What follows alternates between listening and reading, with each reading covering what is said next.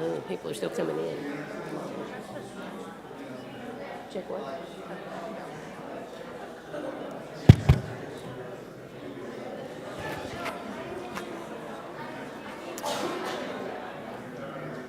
There's a lot of people out milling in the lobby. Just start. Okay.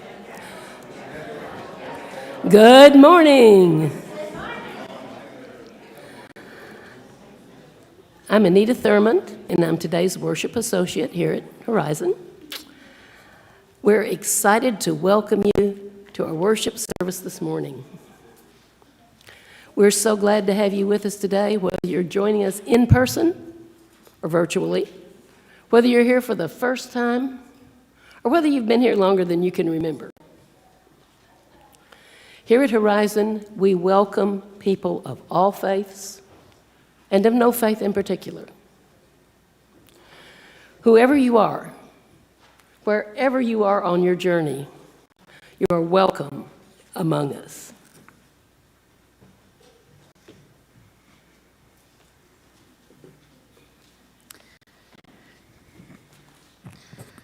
Hi everyone, welcome. My name is Reverend Meredith Barbour. I'm really glad to be back with all of you this Sunday. I have a couple things to say.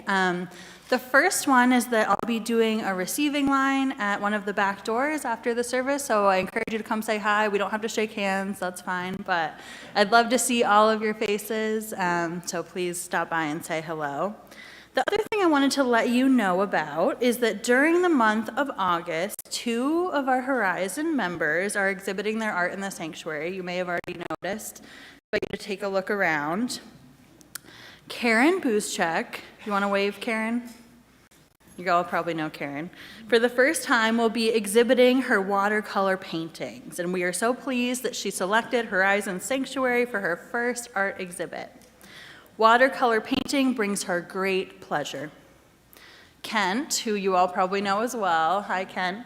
Kent Darwin has exhibited his art several times over the years, and he's taken on the responsibility for finding artists to exhibit their work in the Horizon Sanctuary since we reopened our building in November.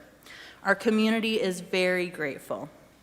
There will be a meet and greet in the fellowship hall after the service, and the exhibit runs through August 28th, so we're glad that they've chosen to share their art with us.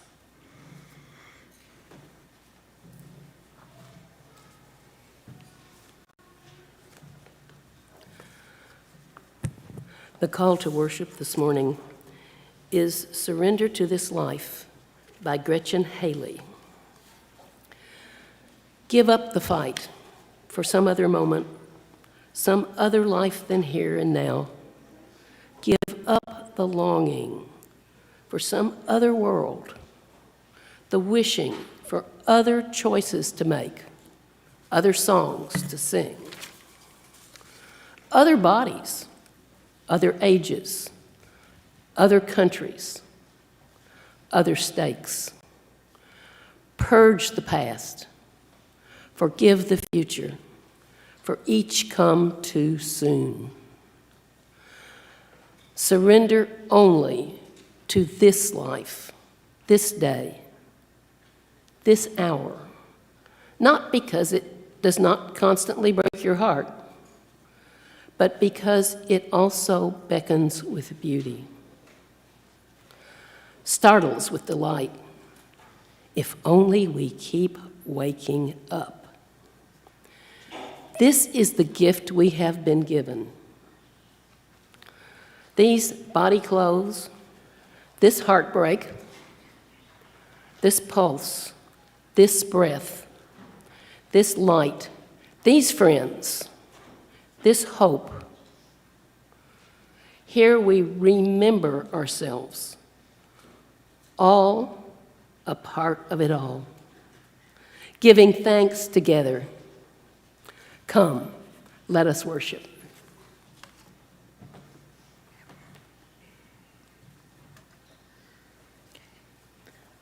Do you want to light the chalice?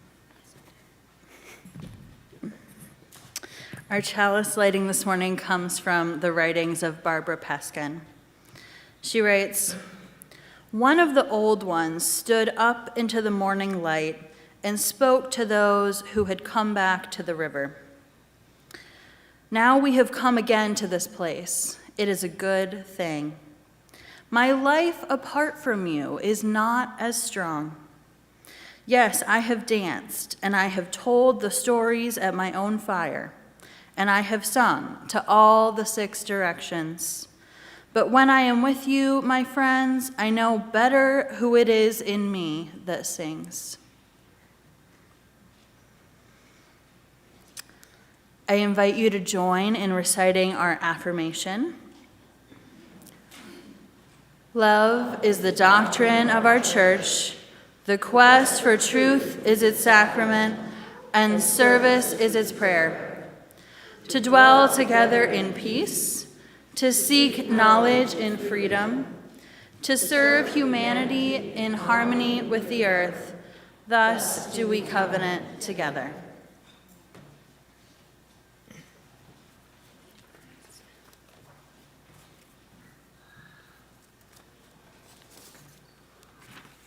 The opening hymn this morning is Morning Has Broken, number 38 in the gray hymnal.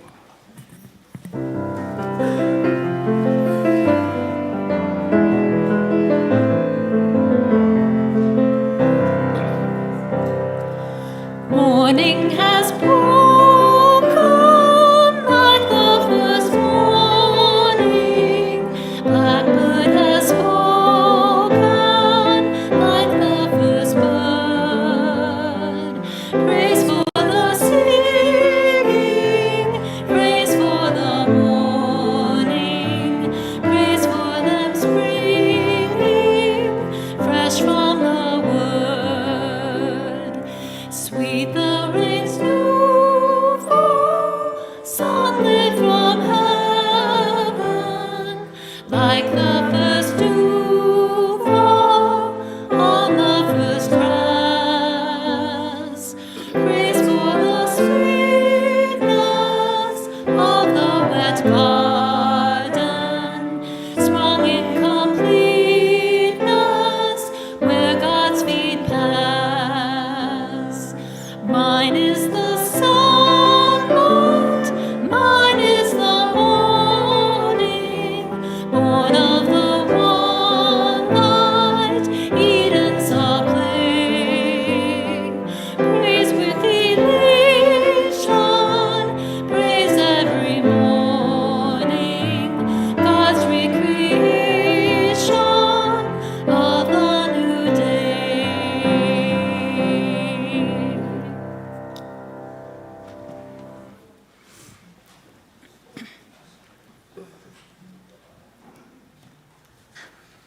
Okay, friends. So at this time, if you've brought a donation from Metro Crest, I invite you to pass it to a young person. And young folks, I'd like to invite you to come up and maybe sit here on the steps with me. You'll put the donations in the basket, just like she's doing. Great job. All right. Thank you, thank you.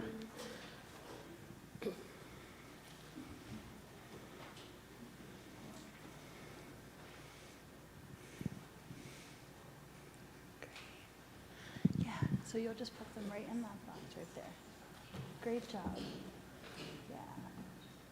Awesome. Spot for you to sit? Yeah. Okay, all right. Okay, thanks everybody. Okay, so how's everybody doing this morning? Good, yes? All of our friends are good? Okay. Well, I have a couple things up here that I'd like to show you. One of them is a backpack. And I think folks are probably getting ready to start school again, right? Have you guys already started school? You're getting ready to start? Getting ready? Are you feeling excited? Kind of, some maybe less than excited. Okay, well, I went to school for a very long time, and sometimes I was excited, and sometimes I was less than excited. But it feels kind of weird to not be going, even though it's been a few years. So I brought my backpack, and I brought a couple things that I'd like to share, and I thought we might do a little project together. Really short project, I promise. So let me open up my backpack, and I'm going to show you a couple of the things that I have in there, okay? Bear with me. It's going to take me a little bit. So the first thing that I have to show you, and we can pass some of these things around, this is a book, and it's called Frederick.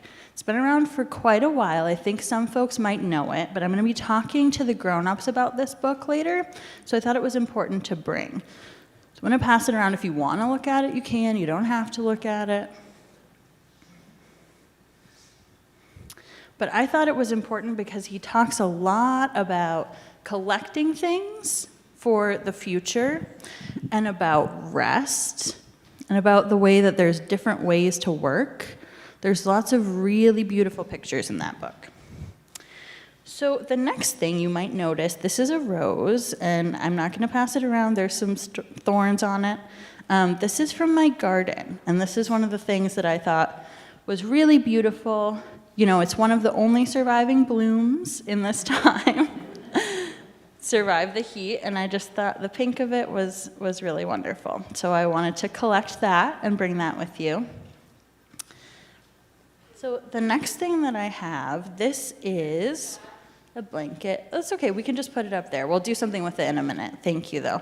So we can pass this around, too, if you want to. This is a blanket. It's crocheted by my grandmother. She crocheted it for me when I was going to school, when she heard that I was going to be away for a while, and I found it really special, just that she made it with her hands. So I thought it would be fun to show. You like crochet? That's cool, yeah. Yeah, well, it can be hard, right? So the other thing that I wanted to bring is a candle, and this one is kind of different looking. I thought the shape was special, but I brought it because growing up, I always saw one of my grandmother's light candles when people were traveling as kind of like a way to pray for their safe return or to send something out into the universe that she was thinking about them. So I brought this candle. We can share that as well if you want to. It has an interesting texture. It doesn't smell like much. Okay. And the last things that I brought these two rocks, and I found these in my yard.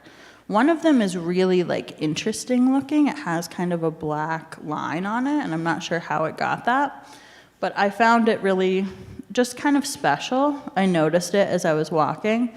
And the other one is, it's not that it's so beautiful, but it fits really well in your hand. It's like a good flat rock, and I kind of hold on to this when I'm thinking about something. It's kind of like a physical thing if you're worried, or if you're just like, you know, you just need something to hold on to sometimes. So we can pass these around. Okay. Yeah. So the reason that I brought all of these things here today is because we're going to be talking a little bit later in the service about paying attention. And one of the things that helps me to do that is making things called altars. And so what I do when I make an altar, it's kind of a collection of really special things that I wouldn't otherwise have really noticed. You know, it might seem like everyday things, a candle, a book. You use those all the time, something from your garden, rocks that you might have found when you're walking around. But I think it can be hard sometimes to pay attention to focus on things. And so the altars are a reminder to me that I might miss all of this stuff if I wasn't paying attention. I could have missed it. So what I thought we might do is use this little table and create an altar together with all of this stuff. Do you guys want to do that? Yes? Okay. So what we might do is start with the blanket.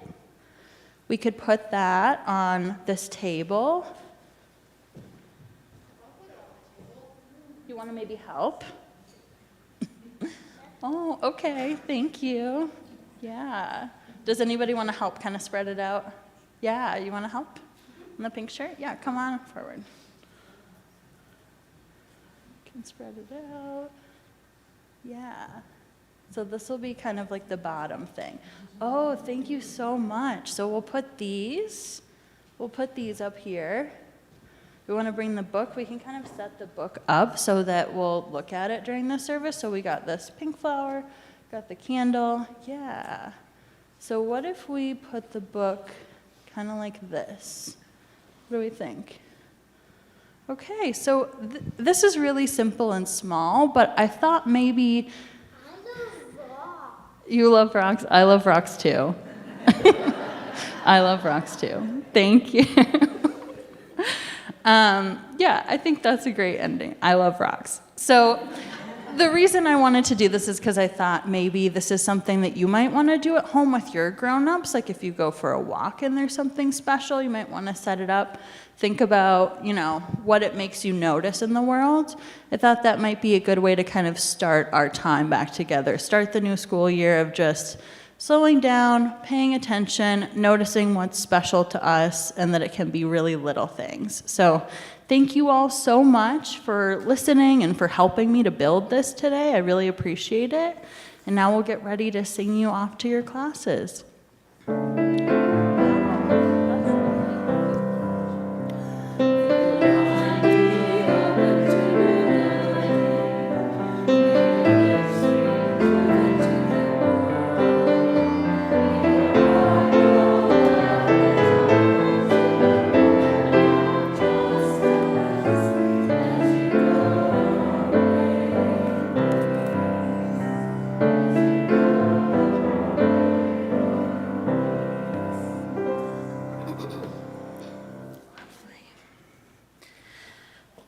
So at this time, I would like to invite Dave Troiano to come forward and say a few words about our Share the Plate offering for August.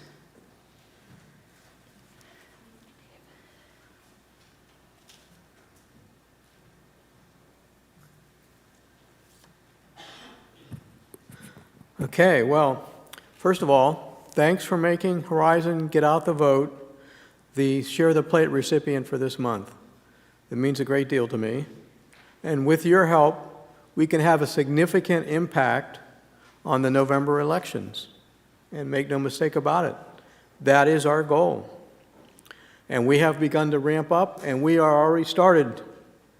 We have had 40-some people involved with our activities this far. We have seen a movie to learn more, and we have done letter writing campaigns. And so far, we have written over 1,000 letters that will go to infrequent voting minorities in Texas in October. So we are ready to make an impact, and we can do quite a bit more. Unfortunately, the cost of a letter these days is about 70 cents. So if we maintain our goal of, or meet our goal, I should say, of becoming a good troubled congregation, that would mean that we would need to do about 5,000 letters. So that'll cost us about $3,500. And that is our goal for one of the activities that we're doing. We're doing a few other ones as well. So far, we've had grants and donations of about $1,000, some from the UU National, some from some of the members of this congregation already. And make no mistake about it, this election is a critical one. Most all of the state offices are on the ballot, from the governor on down, and who gets in really matters. And we know that getting out the vote can make a difference. Let's just look at the recent voting in Kansas, for example, where we saw that a ballot initiative to limit abortion was on the ballot, and it brought so many people out that even for a midterm election, they exceeded their normal presidential election voting numbers, and that led to that ballot initiative being defeated. So what I would ask you to do, please contribute your time and your money to help us impact the vote in November. Thank you very much.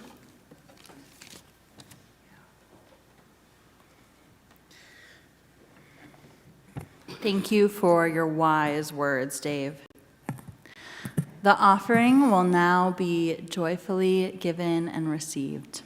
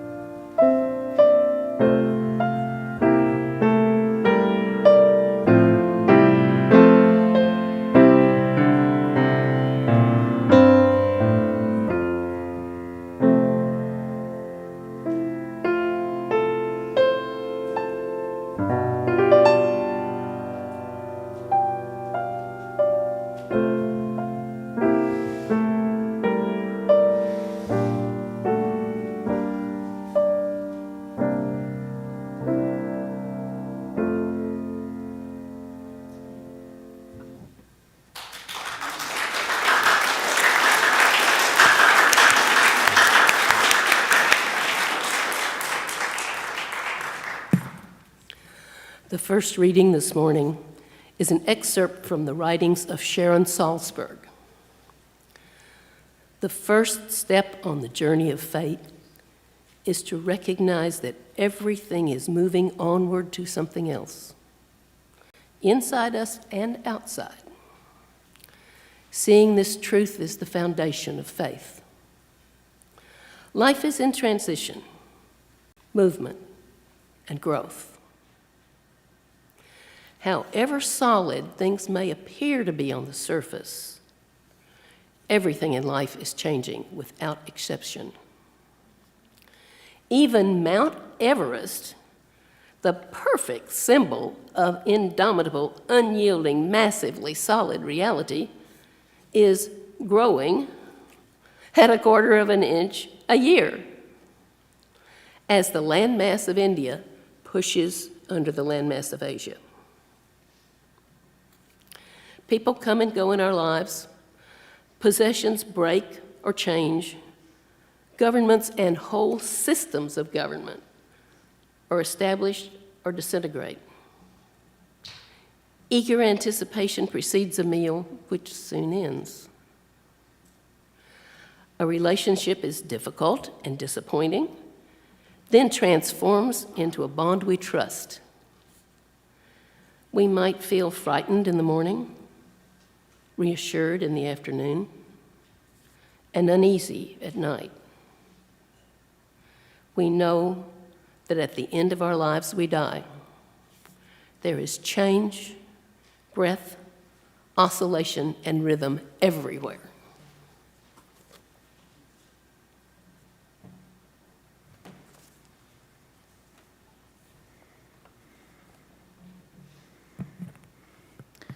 We come now to the time in our worship service that we set aside for meditation and prayer. We'll have a time of shared silence, hear the joys and sorrows of our community, and we'll join in a shared prayer before we sing our responsive hymn, Spirit of Life. I invite you to join me now in a moment of silence.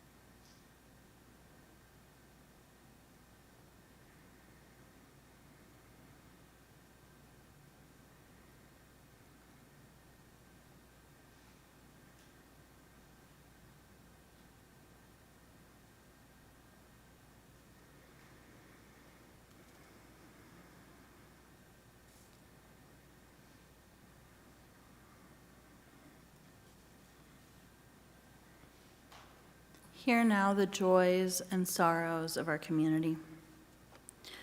We pray for wisdom to know how to help those mourning the loss of homes to flooding and the loss of loved ones in Kentucky. For those mourning the 21 killed in Uvalde and those living in war zones in Ukraine and elsewhere around the world. Guidance for leaders and voters to put policies in place that protect the vulnerable among us. Our thoughts are with Anita Thurmond after the passing of her cousin Roger in July, and as her best friend enters a rehab facility after 2 hospital stays. We share in gratitude for our, quote, night of the steam cleaning carpets. Thank you, Rusty. Gratitude.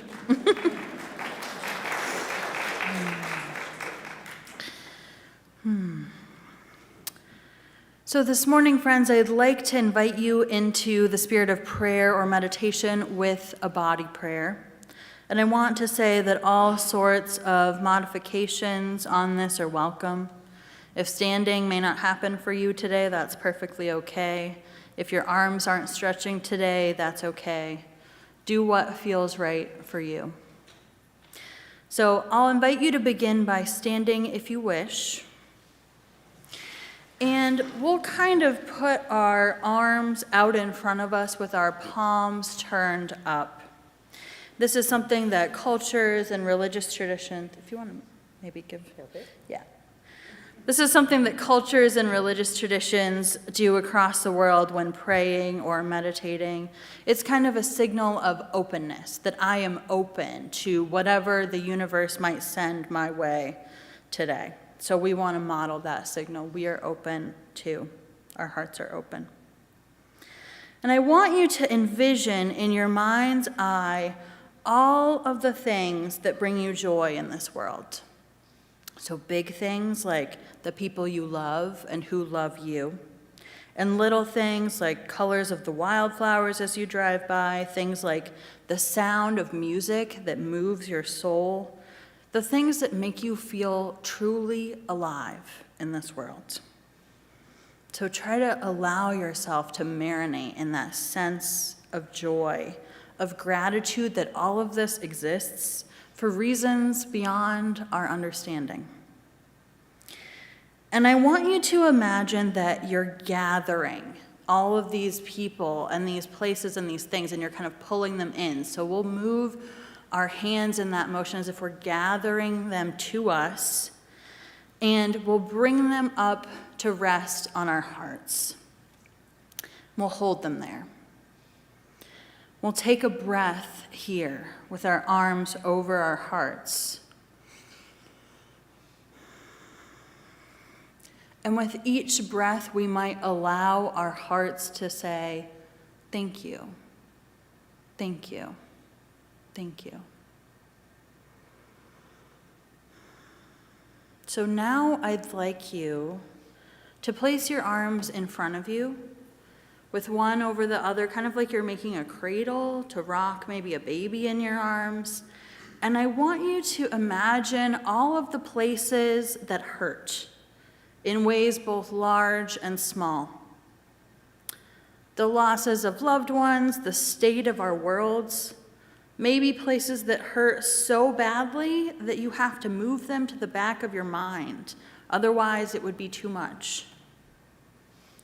And allow yourself to feel some of that.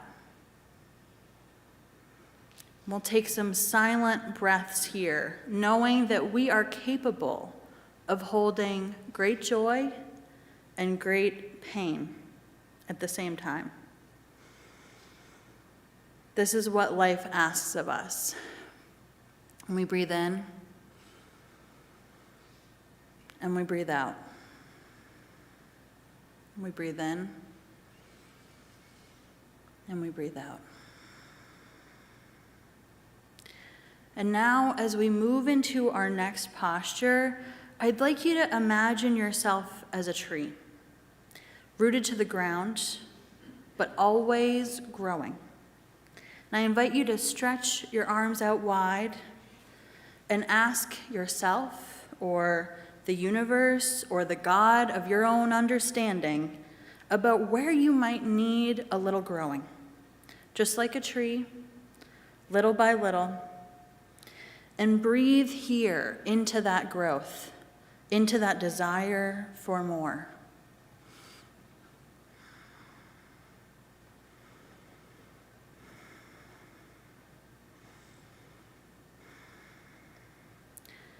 And now I invite you to bring your hands to your chest, as what many of us know as kind of the classic prayer posture. And this position often signifies a recognition of the divine in another person, a signal of respect and care. And as we do this, I'd like to invite us to kind of bow slightly as you're able, recognizing the divine in each person here. Recognizing that we do not move through this life alone. We need one another. And as you return to just a standing posture, I invite you to take one final breath of gratitude for this time together before returning to your seats and joining in our responsive hymn. Amen. Blessed be. Namaste. We'll remain seated and join in singing our responsive hymn, Spirit of Life.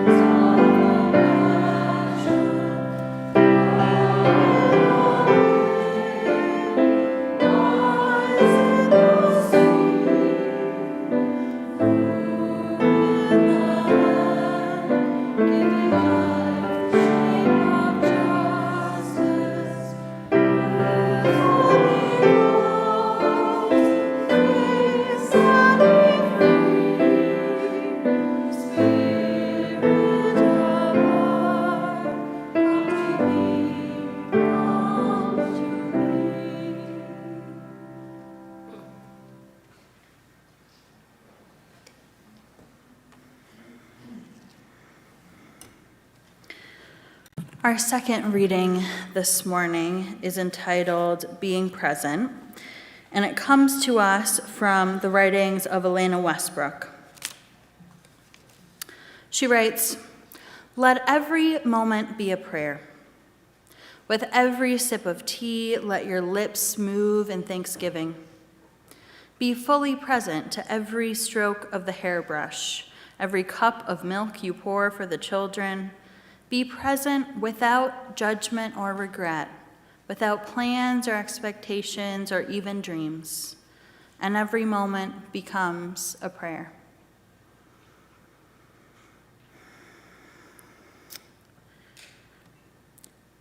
So in my church growing up, there was a little hole in the wall up towards the chancel and hidden somewhat behind the piano.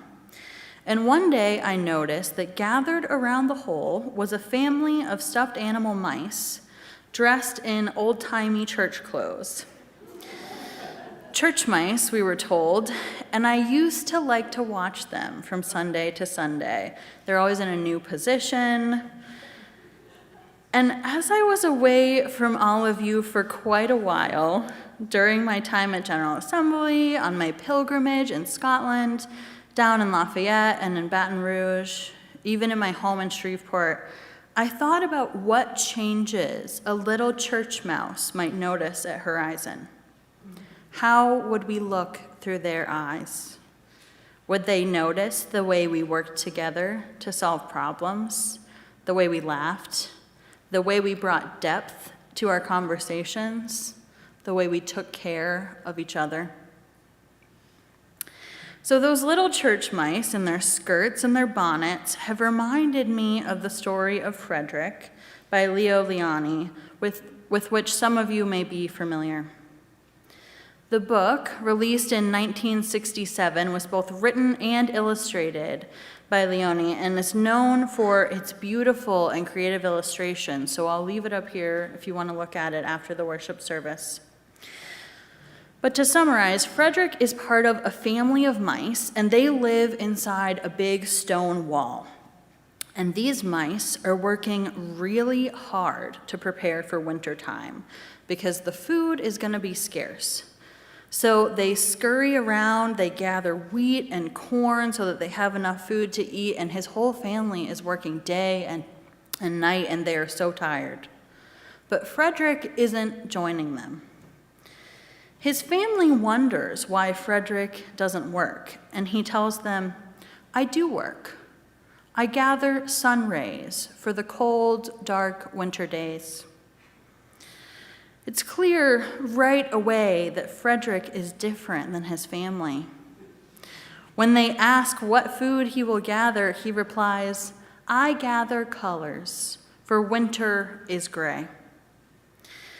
And I want to say here that I have, at most times in my life, been more like Frederick's family members than like Frederick.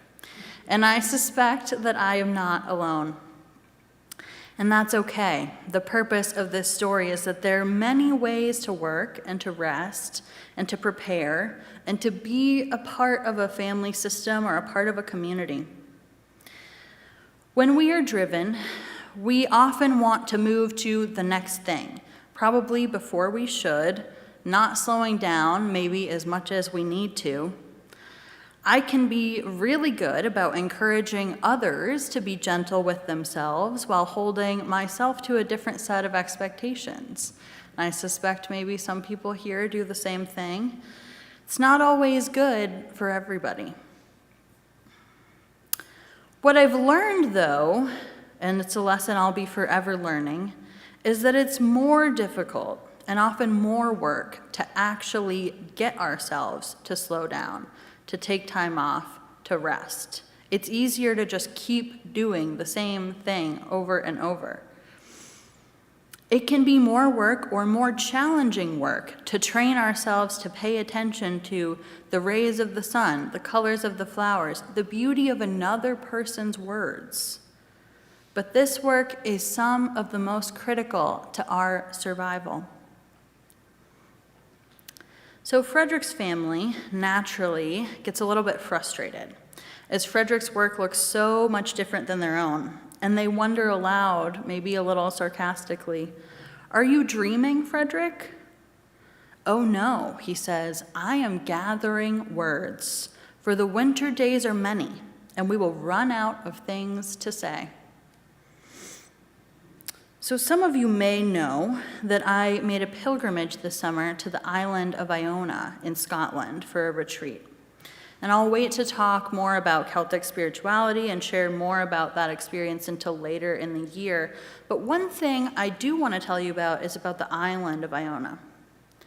The place in summer has kind of a magic to it, especially on a sunny day, with white sand and clear blue water. Despite its northern location in the Inner Hebrides, it is home to palm trees and beautiful wildflowers. And it's thought to be a thin place, a place where the line between the living world and the spirit world is somewhat murky. And because of this, and because of its history as a place of new beginnings, it is one of the known pilgrimage places.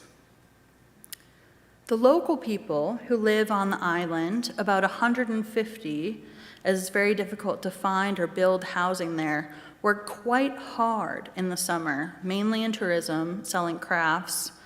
But during the winter, they do not work at their jobs at all. Tourism shuts down on the island. Kids often cannot get to school because of the wind. They take multiple ferries, make a far journey. And so they play games. They open their village hall for fitness classes and crafts. Work, at least the way we would understand it, totally stops. But the work of building and being a community, of helping each other, begins. And so as I reread the story of Frederick this week, I thought of the people in Iona, in the rainy, windy Scottish winter, where the daylight is so short, bundled up together, drinking tea and playing games, and keeping the spirit of community alive. So as we move back to Frederick's story, the snows have arrived, and Frederick and his family have gone back into the stone wall. And in the beginning, things are good. They have lots of snacks to eat, they tell each other stories, they're happy, everything's going fine. But as time goes on, they start to eat almost all of their food, the cold comes in through the wall, and no one really feels like talking to each other. Things start to get a little bit down. People are not feeling so good. So then they remember that Frederick has gathered some supplies too. And they ask him, "Hey, Frederick, what about all of the things that you gathered?" And so he says, "Close your eyes." And he climbs up on a big stone and he stands over them. And he says, "Now, I send you the rays of the sun. Can you feel their glow?" And sure enough, as the little mice imagined the feeling of the sun, they began to feel a little warmer. And they wondered, what is this magic that Frederick is doing? And they nervously asked him, "What about the colors? What about the colors?" And Frederick asked his family to close their eyes again. And he described the blue of the summer sky, and the red poppies in the yellow wheat, the green leaves of the trees. And Frederick's loved ones, they could see the colors as if they were painted all across their minds. And finally, Frederick's family wondered about the words. And Frederick shared his poetry about gratitude for the changing of the seasons. So that's where Frederick's story ends. But there's quite a bit of depth, I think, in this little book. Frederick shows us that to pay attention is actually work as well. And for those of us who do that work, it may sometimes look like we're not doing anything, especially when we take time away. To pay attention is countercultural in today's world that would have us always multitasking, constantly moving in so many different directions. There's never a good time to live life as Frederick does. There's never a good time to bow out of the assigned task and to do something different. Frederick's story also teaches us about the importance of rest for sustaining us and about the central task of life, to pay attention. And of course, to pay attention is always easier said than done. Attention requires the ability to live in the present moment, a concept central to the Buddhist tradition. As we heard in the reading from earlier by Elena Westbrook, in our most aspirational selves, we want to let each moment be our prayer, each breath, each sip of tea, each daily task be a moment of gratitude. And that sounds really nice. It does. But that, of course, is easier said than done. As human beings, we are always worried about what comes next, some of us more so than others. I believe that's part of our nature, in some ways part of what keeps us alive. But learning not to panic, in the words of Pema Chodron, this is the spiritual path. This quote by the famed Buddhist teacher and nun is so beautiful that I'd like to have it framed in my office. This is the work of ministry. This is always what we're trying to do and to help others to do. And of course, it's so true. I had a teacher once tell me that the person who holds the power in any situation is the least anxious person in the room. And I found that to be true. It's something we have to work at and spend time on. But Chodron's statement implies that there will be times when we want to panic and we feel we need to. There will be times when things will not be easy. Our winter, our time inside the stone wall, like Frederick and his family, it will surely come. It's not a question of if, but when, really. And the question is not what will happen, but how will we respond to what happens? How will we respond? That says more about who we are. We are living in challenging times. The reversal of Roe versus Wade still looms like a gut punch, and we wonder what could come next. There's so much transition ahead, financial challenge, continued injustice and strife. We're not storing up for winter. We're collecting pieces of joy for the times when joy seems like it's nowhere, when it's not easy to find. We are learning how to sustain each other as a community because we need each other to survive. Elizabeth Tarbox writes, dukkha, they say. The Buddhists say all is dukkha. It's hard to translate, they tell us. It means literally suffering. But the feeling of dukkha is closer to impermanence. The fact of impermanence is central to the Buddhist path to nirvana, to enlightenment. Dukkha, all is impermanence. Nothing lasts.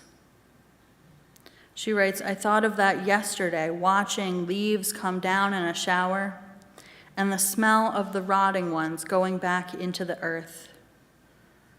Leaf and back to earth to nourish the roots of the mother tree.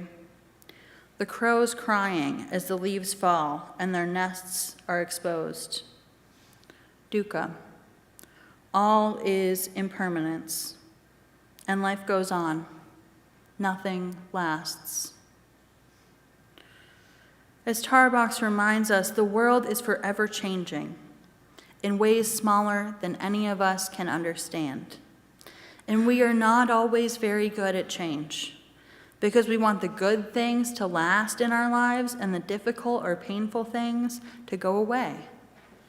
So to actually just be where we are, to gather the colors of the flowers in the field, or to just listen to the birds for a quick moment, is something we have to try to make ourselves do, and to make ourselves appreciate again and again. And one of the ways I've learned to do this is by building altars, as you saw me and the kids do earlier in the service. And I first learned this kind of subconsciously from my grandma Juanita. I am heavily influenced by ancestors. There is something comforting about knowing that we are not alone, that we come from a line of people, imperfect certainly, but all with little pieces of wisdom to share. And she was a quilter. When we'd go to her house to visit, I noticed that she'd have on tables little small pieces that she quilted, probably scraps that she made into something. And on top of them, she might have a candle burning, like I said, if people were traveling. That was one of her main things. She was very anxious, needed to know that everyone returned safely. But she'd also have maybe some rocks she collected, flowers from her garden, shells from a trip, pictures of people she loved. And she found this way of kind of appreciating little things, collecting them for the days ahead, for hard days specifically, because I know she had really hard days. And as a kid, I started to do the same thing. In my childhood bedrooms, I would set out a little cloth, collect seashells, rocks, pieces of art, dried flowers, photos of people I loved, and it helped me to understand that each one of these parts of life was sacred in its own way. It helped keep me there in the present moment. Barbour Brown Taylor writes about this concept of attention to the ordinary in her book, An Altar in the World. She writes, "Many years ago now, a wise old priest invited me to come speak at his church in Alabama. 'What do you want me to talk about?' I asked him. 'Come tell us what is saving your life now,' he answered. It was as if he had swept his arm across a dusty table and brushed all the formal china to the ground. I did not have to say the correct things that were true for everyone. All I had to do was figure out what my life depended on." She continues, "The answers I gave all those years ago are not the same answers I would give today. That's the beauty of the question. But the principle is the same. What is saving my life now is the conviction that there is no spiritual treasure to be found apart from the bodily experiences of human life on earth. My life depends on engaging the most ordinary physical activities with the most exquisite attention I can give them. My life depends on ignoring all touted distinctions between the secular and the sacred, the physical and the spiritual, the body and the soul. What is saving my life now," she writes, "is becoming more fully human, trusting that there is no way to spirit apart from real life in the real world." This attention Taylor writes of to everyday life, truly, I believe it can save our lives. It can give us meaning in our days. Sharon Salzberg, who we heard from earlier in the first reading about change, writes poignantly of her time teaching meditation in a women's prison. One of the women there observed, "When you're in prison, it's especially important to try to live in the present moment. It's easy to get lost in the past, which you can't change anyway, or to get lost hoping for the future, which is not yet here. If you do that, it's like you're not really alive." And then, Salzberg writes, she paused and looked at me, her eyes shining, and she said, "I choose life." This story of incarceration is heartbreaking, of course, but I wonder what we might have to learn from this story, how we might also learn to choose life. Summer here in Texas is long and hot and still, and our winters are short, though certainly gray. It can be hard to think about when and how and what we might gather to hold on to for the time ahead.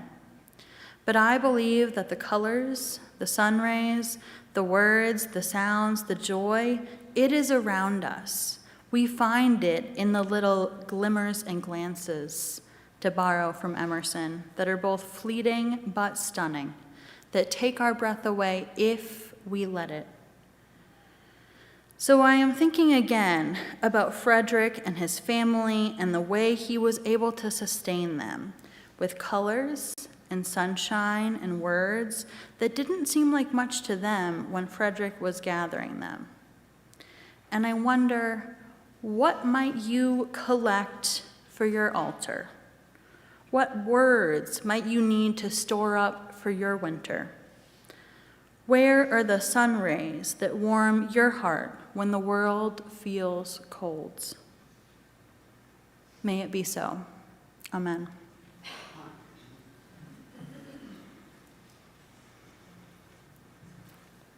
I invite you to rise in body or in spirit. And Deb has a little bit she'd like to say about our closing hymn before we begin to sing. The tune of De Colores is a traditional Spanish folk tune and is commonly sung by the United Farm Workers and by Mexican children. And three of the most popular verses, one is about springtime, one is about sunshine, and one is about roosters and chickens. If you ever have a chance to sing this song with children, I encourage you to do so and sing the part about roosters cock-a-doodle-dooing and chickens clucking. The three verses that we'll sing today, the first one is a springtime verse and is the same as the first verse in our hymnal. The second verse was written in the 70s by David Arkin and is the one that's in our hymnal and is about people.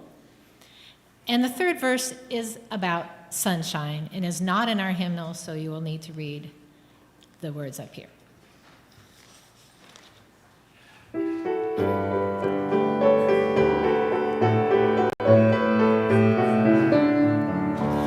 All the colors, yes, the colors we see in the springtime with all of its flowers. All the colors, when the sunlight shines out through the rift in the cloud and it showers. All the colors, yes, the rainbow appears when a storm cloud is touched by the sun. All the colors about for the whole world around and for everyone under the sun. All the colors, yes, the colors of people parading on by with their banners. All the colors, yes, the colors of penance and streamers and plumes and bandanas. All the colors, yes, the colors of people now taking their place in the sun. All the colors about for the whole world around and for everyone under the sun. All the colors, all the great glowing colors that we see in the sky at sunrise. All the colors are seen in the thousand reflections in sunlight.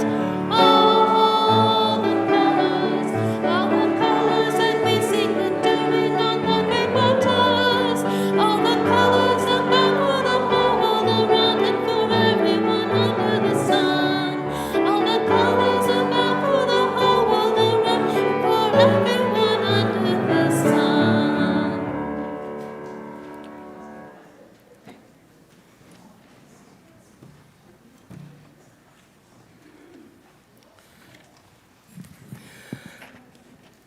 We extinguish this flame, but not our commitment to our mission. Welcome radically, love boldly, grow spiritually, and serve courageously. This we do because of our vision. We envision a beloved community filled with compassion, helping all to thrive in a just world. So as we go forth from our time together this morning, My prayer for all of you is that you do the work of gathering joy in a world that often tells us to do otherwise. Go in peace.